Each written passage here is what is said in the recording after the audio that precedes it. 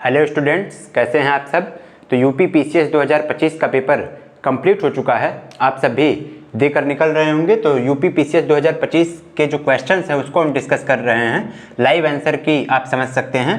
तो पीसीएस 2025 के क्वेश्चन में पॉलिटिक्स रिलेटेड एक क्वेश्चन है। क्या है? पॉलिटिक्स रिलेटेड एक क्वेश्चन पूछा गया। आपका ये जो शुरुआती टॉपिक है ना, ये जो समितियां होती हैं, कौन समिति के कौन अध्यक्ष थे, इससे रिलेटेड है कि सूची 1 को सूची 2 से सुमेलित करें। इस तरीके से वो क्वेश्चन था।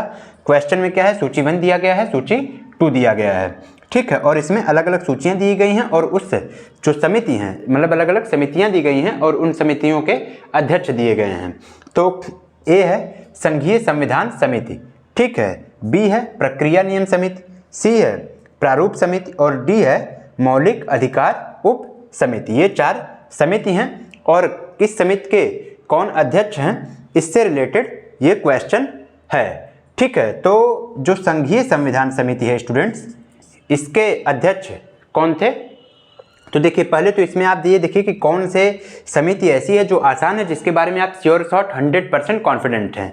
तो अगर इन चारों में देखा जाए तो प्रारूप समिति के बारे में तो मुझे नहीं लगता कि कोई भी लड़का अगर पॉलिटी एक बार भी पढ़ा है या थोड़ा बहुत भी पॉलिटी के बारे में जान रहा है तो उसको डाउट होगा कि प्रारूप समिति के अध्यक्ष कौन थे। डॉक्टर BR अम्बेडकर जी थे। फिर इसके बाद आती है कि संघीय संविधान समिति। संघीय संविधान समिति के कौन अध्यक्ष थे? तो संघीय संविधान समिति के जो अध्यक्ष थे वो थे आपके पंडित जवाहरलाल नेहरू जी, जो हमारे देश के प्रथम प्रधानमंत्री थे। वो क्या हैं? संघीय संविधान समिति के अध्यक्ष थे, ठीक है। फिर उसके बाद आता है प्रक्रिया नियम समिति। क्या है?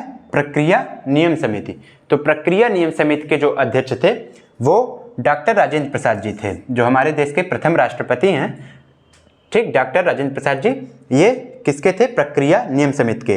अब आपकी केवल एक ही समिति बच रही है, कौन सी? मौलिक अधिकार उप समिति। अब यहाँ ध्यान देखिए, यहाँ मौलिक अधिकार समिति नहीं, उप समिति पूछी जा रही है।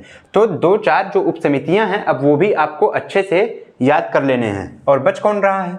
JB कृपलानी जी बच रहे हैं, ठीक है। तो इसके होंगे JB कृपलानी जी। तो इस हिसाब से कूट अगर आप देखें तो कूट में कौन सा क्वेश्चन सही होगा? A का 4, B का 2 और C का 3 और D का 2, ठीक है। तो इस हिसाब से A का 4, B का 1 और उसके बाद C का 3, 4 1 3 और 1 का 2।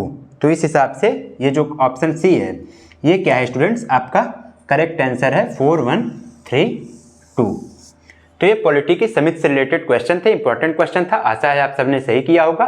चलिए आगे बने रहिए, और भी क्वेश्चन हम लगातार आपको लाइव आंसर की के माध्यम से सॉल्व करा रहे हैं। धन्यवाद।